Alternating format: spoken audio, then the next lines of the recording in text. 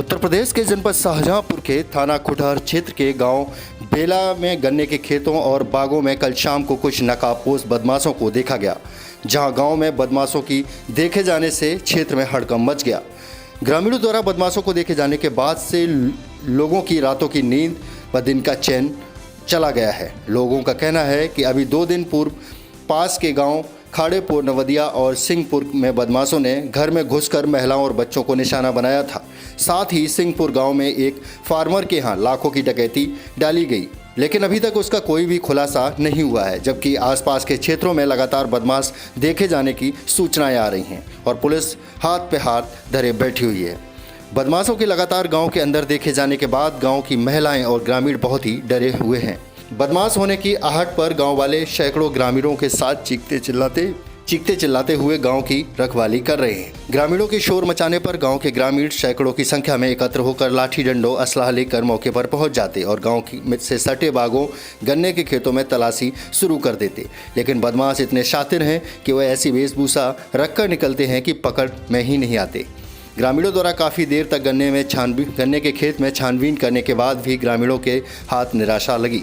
इस संदर्भ में जब एसपी एस आनंद से पूछा गया तो उन्होंने कहा कि थाना खुटहर क्षेत्र में कुछ संदिग्धों के देखे जाने की पुष्टि की है। उन्होंने यह भी कहा कि थाना खुटहर इंस्पेक्टर इस मामले में लगातार सक्रियता निभा रहे हैं और साथ ही वह डायल 112 को सूचना मिलते ही तत्काल गश्त पर भेजकर क्षेत्र में चेकिंग करा रहे हैं। एसपी आनंद ने बताया कि एक सीसीटीवी फुटेज 7 जुलाई को वायरल हुआ, जो कि वायरल वीडियो गंगसरा क्षेत्र के गांव एक फार्मर के यहां लगे सीसीटीवी कैमरे का बताया जा रहा है। फिलहाल इस मामले में ऐसे लोगों को गिरफ्तार कर जल्द ही खुलासा किया जाएगा। पूर्व प्रधान बेला, क्या माहौल है गांव में, क्या दहशत है? क्या माहौल बदमाशों की बराबर चहलकदमी से गांव दहशत में है।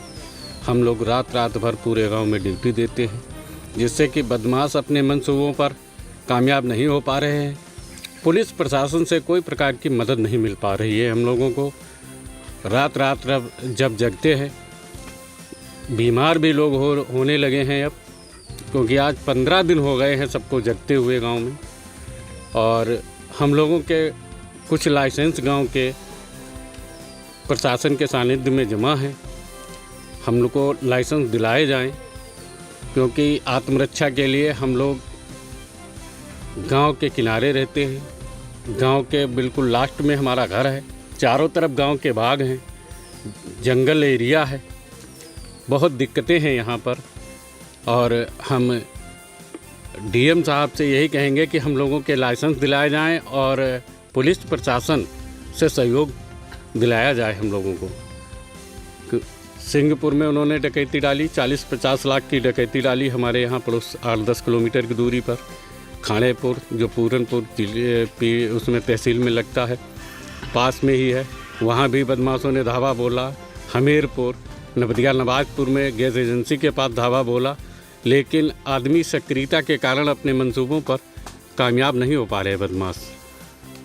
ये भी बहुत बड़ी समस्या है। बार बार लाइट काटी जाती है, दिन रात को 10 बजे, फिर 1 बजे, फिर 2 बजे, उसके बाद फिर 3 बजे, बार लाइट काटी जाती है। अब किसी दिन पूरी रात गायब रहती है। जेई साहब का फ़ोन लगाइए, फ़ोन उठाते नहीं। विद्युत विभाग बिल्कुल कोई फ़ोन उठाने की कोशिश ही नहीं करता है, चाहे हम लोग मरें या जिए। ना तो पुलिस प्रशासन से कोई आता है, और साथ में बिजली से हम लोगों को काफ़ी सहयोग मिलता है, क्योंकि गाँव में काफ़ी सारे लाइट की व्यवस्था है। लेकिन जब लाइट चली जाती है तो बिल्कुल घुप अंधेरा होता है, बिल्कुल हम लोग घर के पास बदमाश आ जाते हैं। उन्हें देखने में भी हम लोग परेशानी फिर होती है।